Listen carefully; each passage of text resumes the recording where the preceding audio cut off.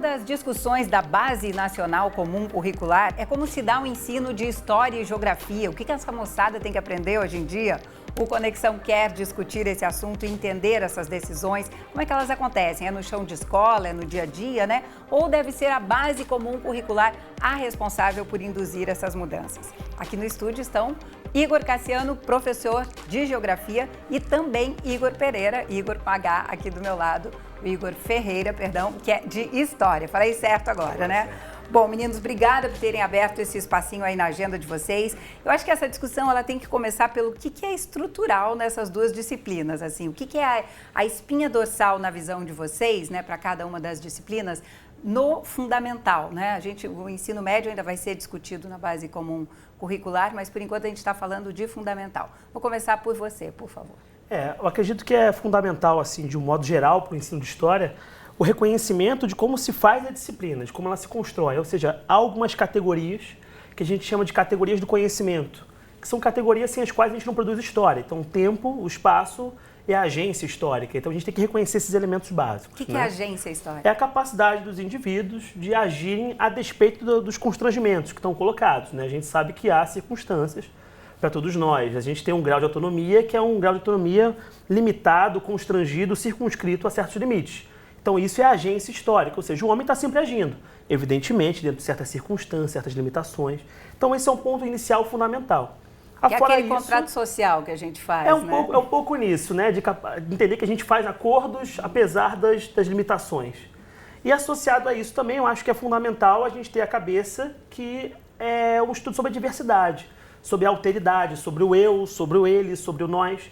E que a Base Nacional, inclusive, tenta abordar em certo sentido isso, né? Essa questão da alteridade, da construção do indivíduo e da capacidade de entender momentos e temporalidades de modo diverso. Isso é fundamental, né, de uma forma que todas as pessoas também possam desenvolver seu senso crítico, claro, né, a partir dessas discussões. Bom, em geografia, Cassiano, o que você acha assim, que seria a espinha dorsal que não pode faltar em nenhuma escola, seja pública, privada, escola de periferia, escola de um grande centro? Então, acho primeiro importante ter nesse programa geografia e história em conjunto, né? São matérias que conversam bastante. E eu acho que é desafiador porque a geografia, ela no 6º ano, ela entra com uma cartografia muito forte, né? No tradicional. No 7º ano, ela vem com uma carga de regiões brasileiras. E a partir do 8º ano e do 9º ano, a gente começa a estudar um pouco de mundo. Então, a geografia, enquanto relação que estuda a relação do homem com o meio, do homem com o espaço, ela acaba se tornando extremamente importante por diferentes caminhos, né? Então, até mesmo pelo sentido da lateralidade, do conhecimento do mapa, do saber andar pelo espaço, de se localizar no 6º ano, até mesmo um entendimento mais complexo de um 9º ano quando você fala de blocos econômicos. Então, eu acho que é uma matéria muito abrangente. E ela sai do estudo social, né, do 5º ano e passa a ser geografia no 6º ano. Então, para o aluno também é desafiador, porque estudos sociais trabalha com história e geografia no 5º, e aí quando chega no 6º ano você tem essa abertura, onde o aluno vai ter história e vai ter geografia de maneira distante, só que dialogando o tempo todo. Então, eu acho que é importante ter muita cartografia para o aluno poder aprender a lidar com mapas, a lidar com coisas do cotidiano, com legendas, com aparelhos de GPS, conhecer um pouco sobre o meio ambiente, que é o espaço que ele vai viver, né? E o impacto que as ações que ele vai ter vai acabar interferindo no espaço que ele vive. O que você está falando é o aluno se perceber nesse mundo, o aluno se identificar. Se entender. Né? É porque ele tem uma identidade, mas ele vive no coletivo. Então, como que ele vai interferir e como que ele vai participar desse coletivo? Qual é a participação que ele tem? E aí eu acho que o diálogo com a história vem porque é possível estudar também a relação do homem com o espaço ao longo do tempo. E a história traz isso bem amarrado pra gente. Então, acho que isso torna importante. A história e a geografia, inclusive, vocês já viraram meme, né? Eu tenho pena dos professores, já viram, na internet, exatamente, né? Dos professores de história e geografia para explicar esse mundo maluco que a gente está vivendo hoje. Como é que essas questões, assim, mais atuais têm aparecido nas aulas de história? Como é que você dá conta disso? E a partir daí, assim, que recortes vocês têm feito para conseguir falar com os alunos sobre tudo isso? Eu acredito que essa é a demonstração de que a sala de aula é um espaço vivo. Porque a gente, às vezes, chega com uma programação, com um plano de aula, pronto, na cabeça, organizado, e o aluno levanta a mão e faz uma pergunta, e a gente, muda o rumo das coisas. Eu tenho que dar conta disso, porque é uma demanda do aluno, né? É uma exigência do aluno. E se eu trato aquilo como algo menor, quer dizer, eu tiro do aluno o que é de mais interessante para ele. E muitas vezes a gente sabe disso, organizar a aula é muito inorgânico, você chega com um tema que é completamente descabido para a realidade do aluno e para o interesse dele. Então a gente tem que estar sempre tentando organizar entre aquilo que é o currículo formal colocado e as demandas dos alunos. E aí que é a grande exigência do professor de se reorganizar, de saber se reinventar. Né? Mas eu acho que a gente não pode deixar de lado, isso que é um ponto fundamental, tem que atender. Eu acho uma coisa curiosa que é o seguinte, né? Outro dia até aconteceu um fato curioso, eu estava corrigindo uma lista de exercício, né? E aí foi a semana do furacão e terremoto, né?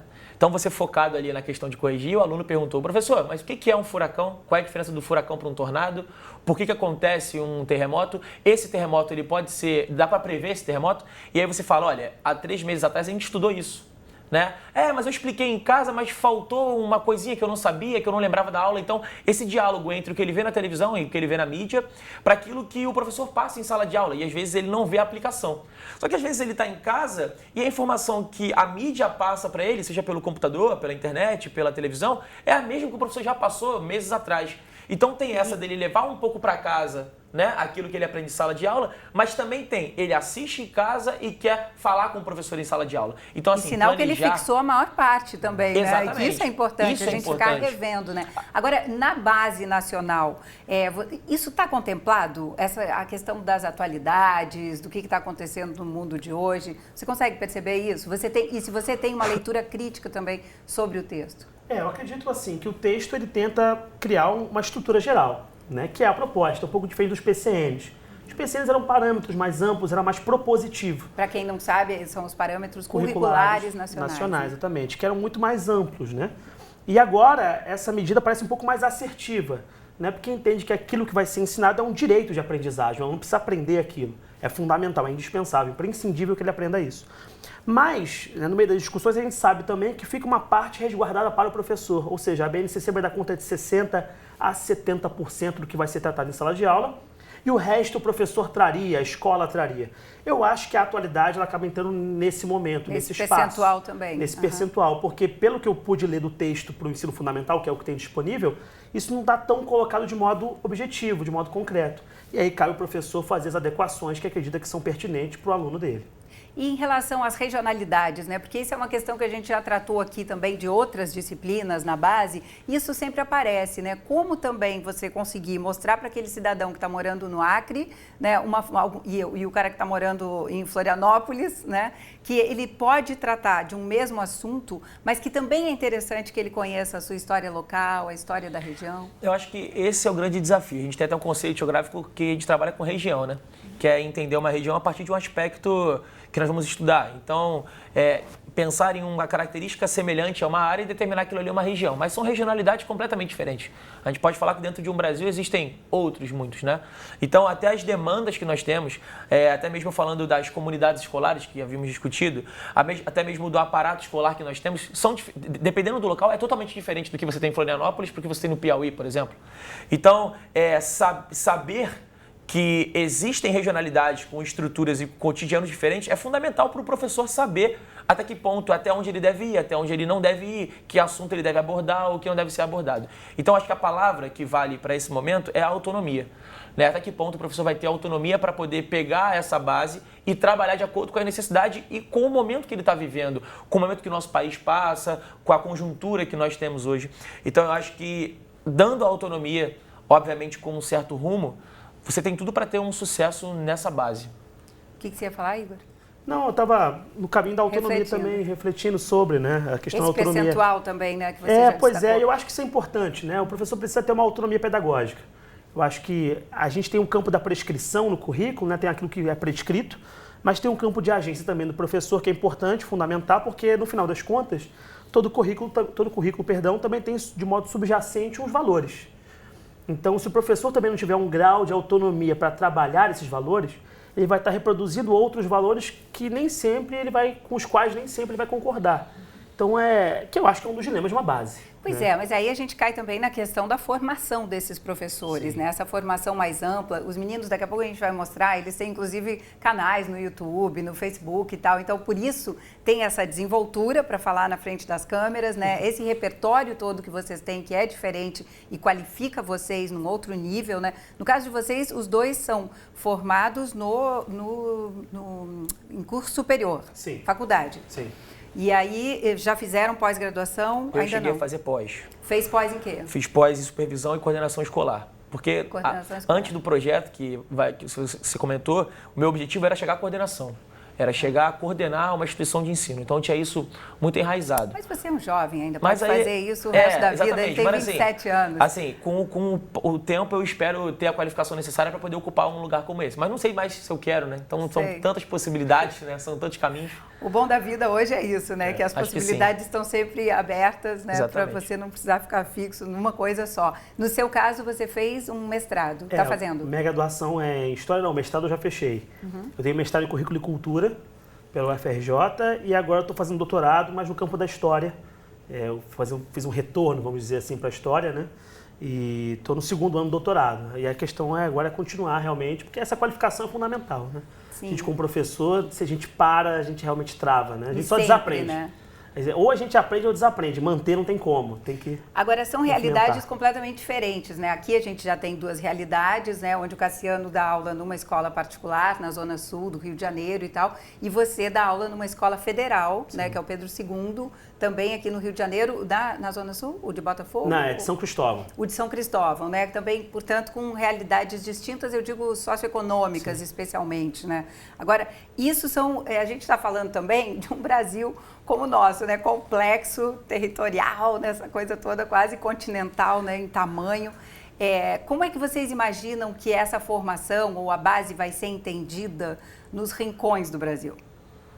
Olha, é difícil, né? Essa pergunta Isso é uma aí, coisa que a gente se vai ter que esperar o nós soubéssemos resultado. essa resposta, É a resposta de $1 milhão? ela está Aquela? valendo bastante nesse E momento. que eu acho que é a demonstração básica de que a base vai ter que ser uma conversa, vai ter que se formar numa conversa continuada. Né? A gente supor que a base vai dar conta, vai se encerrar em si, é um Bacana, problema. Eu acho que é um diálogo permanente e continuado, a Ela está necessidade da em base. formação, né? Ela tem que se permitir ser alterada. Eu acho que a opinião do professor ela vai ter que ser ouvida, a opinião do pedagogo, dos colégios, dos diferentes rincões do nosso país, para tentar atender a necessidade do aluno ter o direito de aprender aquilo que lhe é direito, né? Então, assim, eu acho que o grande desafio, é a grande pergunta. Agora, o desafio é muito grande. É muito grande, porque as regionalidades, como a gente estava falando agora na pergunta anterior, elas são muito grandes, as disparidades são gigantescas. E mostrar para o aluno das melhores realidades, que existem as piores, e mostrar para esse das piores que aquele mundo que ele vive pode ser modificado. Né? Então isso é muito importante.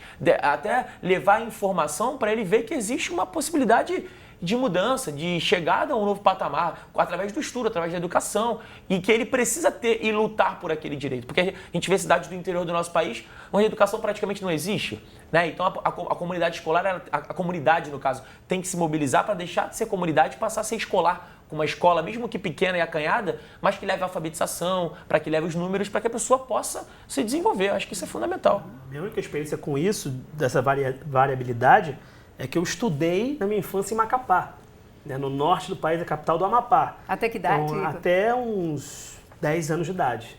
Então, assim, a experiência escolar... E nesse intervalo, eu tive um período no Rio. Então, eu fiquei até os 6 anos de idade em Macapá. Sou nascido no Rio, mas morei minha infância toda lá. 6º e 7º ano em Macapá, no Rio, perdão. Depois voltei a Macapá e fiquei até meu 10º ano de idade. Experiências escolares muito diferentes. Né? Percepções, interesses, o que era de mais importante, fundamental, é diferente. Tem um escopo comum, é bem verdade, tem um estofo lá, similaridades, mas também tem diferenciações. Isso aí E você cabe muito atribui ao o fato de professor. você hoje ser um professor numa escola do Rio de Janeiro e tal, né? Nesse momento, assim, 2017, você está aqui por conta de um esforço pessoal também seu? Ou muito porque essas bases foram lançadas na escola, lá no seu período escolar? Eu acho que todo professor se encantou com algum professor. Né? Não tem professor que não tenha se encantado com outro. A gente primeiro quis ser aquela pessoa. Né? A primeira pessoa que eu acho que fez isso foi minha mãe. Porque minha mãe não é professora, mas a minha infância toda, ela sempre teve um prazer muito grande de me educar, de me ajudar em termos escolares. Não tinha um dia que não fizesse dever de casa com a minha mãe no lado. E eu acho que depois de um tempo também, quando chega no ensino médio, a gente encontra alguns professores no campo da história, mas em outros mais também, em especial, tive vários professores que foram encantando a gente quer ser igual a eles. E aí, nessa hora, a gente escolhe ser professor, mesmo com todos os desafios. Bacana. Escolhem ser professores e youtubers também, por que não? Eles estão lá, a gente vai mostrar agora para vocês. Primeiro, o Para de História, né, que esse aí, no Facebook. Conta um pouquinho pra gente, qual que é a ideia inicial, dá pra gente rodar um pouquinho ali os vídeos, que é um vlog, é isso? Isso, o Para de História é um vlog, que na verdade a proposta não é ficar dando aula no vlog. A gente pega um tema da cultura comum, pode ser um filme, pode ser uma novela, pode ser uma situação cotidiana, uma coisa engraçada, e a gente começa a falar desse tópico. Aí, por exemplo, pega o futebol americano, NFL, pega o filme Batman vs Superman, pega uma situação qualquer. Tem até uns memes ali, Igor, é isso? Isso, a gente faz memes também, né? A gente fez um concurso de memes, enfim. E aí a gente para atrair o aluno, né? Para se divertir também, eu entendo essa parte, mas muito para atrair a atenção desse aluno. E aí eu queria aproveitar que você contasse um pouquinho da história desse vlog, porque você não faz sozinho, né? Não, exatamente. Eu tenho e mais 4 alunos são bolsistas, e a ideia é a gente pegar um tema, tipo Guerra Memeal, que foi a guerra entre Brasil e Portugal de memes, em 2016. E a gente vai falando de Guerra Memeal e no meio a gente faz uma incursão com o tema da história, como foi em Confidência Mineira. A gente dá um jeito de fazer uma conexão, que faça sentido, evidentemente. E a gente vai acabar ensinando em Confidência Mineira em 2 minutos e meio, ali 1 minutinho, muito rápido, mas fazendo conexão com um tema que ele foi procurar. Isso é extra classe? Isso é extra classe. Então a ideia não é ensinar em Confidência Mineira, mas o cara vai aprender, porque no meio do vídeo que ele queria ver, que é de outro tema, vai ter uma conexão histórica. E as terças-feiras são terças e quintas, né? As terças são vídeos de piadas sobre escola e quinta é um vídeo com mais conteúdo mesmo, mas é um vlog, que nem a gente falou. E é bacana, que é uma equipe muito boa, são jovens que têm múltiplos conhecimentos e que é um outro desafio. Você tem que saber editar, você tem que saber fazer um vídeo, você tem que saber memes, senão você não consegue dialogar com eles. E quando eles sabem isso, a gente sabe também, aí fica show. Aí fecha. Que idade eles têm, esses 4 em especial que estão com você hoje em dia? A faixa deles é de 16 a 18 anos. 16 a 18, tá. Bom, voltando então à questão da base, né? A base ainda prevê ali só até o 9º ano, portanto até 13, 14. Até os 14 anos. No máximo 15, quem não tiver defasagem em idade série, né? Tá ali até os 15 anos. Bom, eu acho que a gente tem que falar também, né, desse uso da tecnologia, é super bacana. A gente sabe que isso atrai realmente o jovem que já nasceu super conectado, né? E a gente pode mostrar também o outro site que os meninos fazem, e aí até foi uma coincidência que os dois fazem juntos esse, com outros 36 professores, é isso? O total 36 a 38 professores. 38 professores no total, contando com vocês dois, né? Então, esse aí eu queria que vocês falassem um pouquinho dele também. Qual que é a ideia? Então, esse aí é o Ensino Mais O2, uma plataforma de estudos online. Nós construímos essa plataforma há 4 anos atrás, porque no primeiro momento nós gravávamos... mais abaixo está a foto de toda a equipe. Isso, eu estou mais na frente aqui. Na verdade, os 3 da frente com a mão na cabeça, o Gustavo, no meio apontando para o Fred, e eu estou aqui na direita, um pouquinho mais. Fica com a imagem na tela ali pra gente, da equipe. Embaixo, aí. Então, no caso, somos nós 3, né? E aí, nós começamos a fazer algumas aulas pela internet, pelo YouTube, começamos a ter uma audiência cada vez maior. E falamos assim, por que não transformar nossas aulas em um acervo de aulas gravadas, né, de qualidade? E aí convocamos uma equipe de professores que foram nossos professores e convocamos uma galera bem jovem que tem uma vontade de trabalhar e que são excelentes professores, como o professor Igor. E aí, de prontidão, de bate-pronto, ele aceitou, faz parte hoje do projeto. É um projeto hoje que já chega até fora do país, né? Temos assinantes de Angola, assinantes de Portugal, né? E hoje contempla um número de alunos bem interessante. O nosso canal ele é extremamente movimentado no YouTube. O Ensino Mais O2 ele nasceu de professores, para professores e para alunos. Né? A gente está longe de ter alguém no nosso staff assim, que trabalha com tecnologia. Nós partimos de educadores e hoje são educadores que fazem o site. A nossa divisão de aulas é extremamente diferenciada, porque ela fala de tópicos e subtópicos, né? Isso ajuda para vocês, ao compor as aulas, pensar, porque isso é um recorte, né, que é feito com muito cuidado e especialmente conectado ali com o que está sendo dado hoje em dia no Fundamental. O nosso diferente aí, no caso, é a gente poder fazer esse recorte. Então, se tem Brasil Colônia, geralmente você pega um vídeo de Brasil Colônia de 50 minutos. Ali não. Ali são vídeos de 2 a 7 minutos, com tópicos diferentes. Então, e o tempo por exemplo, certo, porque ninguém mais tem saco de ver vídeo de 1h30, né? Você recebe um vídeo pelo WhatsApp hoje. Se for de 5 minutos, você não abre. Se for de 1 minuto e meio, você abre. Tem pacote de internet, tem a questão do tempo que você não tem. Exatamente. Então, é muito objetivo, é muito assertivo. É chegar e mostrar para o aluno o que ele quer ele pode ter acesso a isso de maneira muito facilitada, a geografia, por exemplo, a parte da cartografia. O cara quer ver escala, quer ver projeção cartográfica, ele pode. Tá tudo lá. Não precisa ficar procurando algo. Exatamente. Um Bom, vídeo grande. e sem falar outros 1000 conteúdos, daqui a pouco, se der tempo, a gente mostra mais coisas também. Eu não quero deixar de falar, Igor, sobre a lei que prevê o ensino da cultura afro-brasileira nas escolas, né? Eu acho importantíssimo a gente tocar nessa questão. Eu queria que você falasse como é que tem sido pensado esse recorte e como é que você viu isso, se está lá previsto no texto da base. O texto inicial da base já tinha essa preocupação, até porque é uma lei, né? A Lei 10.639 de 2003 e tem uma alteração para a Lei 11.645 de 2008, né? Englobando também a questão indígena. A nossa preocupação é que não só esteja nos currículos, mas também haja uma preocupação de falar sobre a ótica dos estados africanos e sobre a ótica indígena, não apenas uma leitura europeia dessas comunidades, dessas sociedades. Isso é muito importante para a gente, porque o nosso país tem uma formação étnica muito plural, uma formação negra indígena muito grande que fica em segundo plano muitas vezes. E como é que a gente explica, por exemplo, que a gente estuda o Egito e não lembra que ele está na África, Falamos por disso exemplo? agora, Né? A gente falou isso agora há pouco. Até de países que não estão na África, como a Jamaica, por exemplo. Todo mundo acha que a Jamaica Está na África, está na quando não África, está. né? Até por, Os alunos acham isso? Acham. muitos alunos. Haiti, por exemplo. Haiti e Jamaica, né? Bom, muita gente acha que a capital do Brasil é Buenos Aires também, olha né? aí. Vamos lembrar que a gente Verdade. também desconhece muitas coisas. Mas não é. Mas não era Buenos Aires? E assim, a questão, e eu acho que é muito importante nos livros também, que às vezes aparece descontextualizado. Os mapas do Egito aparece o Nilo, mas não aparece onde é que está o Nilo. Exatamente. Está fora de contexto. Então, isso é uma coisa que tem que ser pensada, inclusive, pelos livros didáticos, por quem faz os livros. Acredito que houve um avanço, sim, na literatura dos livros didáticos dos últimos 10 anos, por causa da força da lei. É bom deixar isso claro, não foi generosidade, não foi boa intenção, foi caridade, foi porque houve uma luta social para a garantia disso. Então, acho que essa luta é continuada agora na base, para garantir que haja realmente um ensino de história da África e das comunidades indígenas e dos afro-brasileiros de um modo geral, para além da dimensão da escravidão, que é uma dimensão importante, tem que ser lembrada, é um dever de memória desse país fazer essa lembrança. Mas não foi aquela princesa branca que veio salvar os escravos. Teve uma agência dos escravos, a despeito das limitações, mas a gente precisa também tentar abranger para outros entendimentos sobre a África, sobre afro-brasileiros e sobre indígenas também. Minutos finais do nosso programa, meninos, eu não queria deixar de falar nisso. Vai chegar um dia em que a gente não vai estudar história e geografia com decoreba? Eu acho que já chegou esse dia.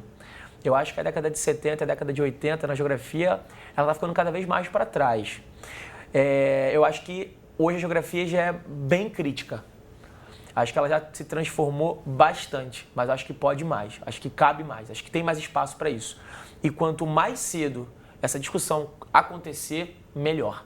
Óbvio que respeitando o limite das idades, né? Mas apresentar algumas coisas, acho que é de fundamental importância. A discussão de socialismo e capitalismo, ela já aparece do 8º para o 9º ano. Então, assim, o aluno tendo maturidade para isso é fundamental. Deixar de ser decoreba e passar a cobrar do aluno um entendimento muito maior, de que é um ponto, mas que tem interferência em outros pontos. Isso acho que o nosso objetivo é esse, é demonstrar isso. E tentar buscar outras alternativas aí no meio, né, para a gente não viver nesse mundo tão polarizado, porque é isso que não dá conta mais, né? Não tem mais soluções simples por causa disso, né? Exatamente. A metodologia é o bem e o mal, né? A gente vinha dessa... Sobre história, vai chegar esse dia? Aí que tá. Decoreba zero? Eu acho que decoreba zero é muito difícil, porque eu acho que a gente também decora algumas coisas, né? Há elementos que a gente decora, por exemplo, a gente reflete sobre a cadeira, mas a gente gravou que é cadeira o nome. Tem um e processo, que é percentagem, não usa para outra coisa, né? A gente pode refletir sobre a cadeira, a função social dela, do que ela é feita, mas a gente sabe que é cadeira. E alguém ensinou pra gente dessa maneira. Então, algumas coisas serão elementares pra gente decorar. Mas eu acho que a sua preocupação, que é a minha também, é de que não seja um ensino voltado para isto, né? Para a decoreba de data e de quem foi e batalhas. Eu acho e a gente conseguir colocar na timeline, né, da vida, do mundo, onde está acontecendo cada coisa. E eu acho que são as habilidades que o ABNCC está buscando, assim, analisar, compreender, associar. Eu acho que é mais importante o aluno conseguir ler documentos e fazer compreensões gerais sobre eles do que ficar gravando quem foi o líder da conjuração ou conspiração desiguais. Muito bom, excelente. Agora a gente ainda está vivendo um momento, né, em que para muitas pessoas a gente está fazendo um retrocesso à Idade Média. Então é bacana também quem está nos assistindo, né, sejam internautas, sejam telespectadores, entender um pouquinho da Idade Média para ver por que tem muita gente falando sobre isso. Meninos, muito obrigada mais uma vez. Te agradece. Muito obrigado. Muito obrigado pela oportunidade. Isso aí. Você aí, até uma próxima.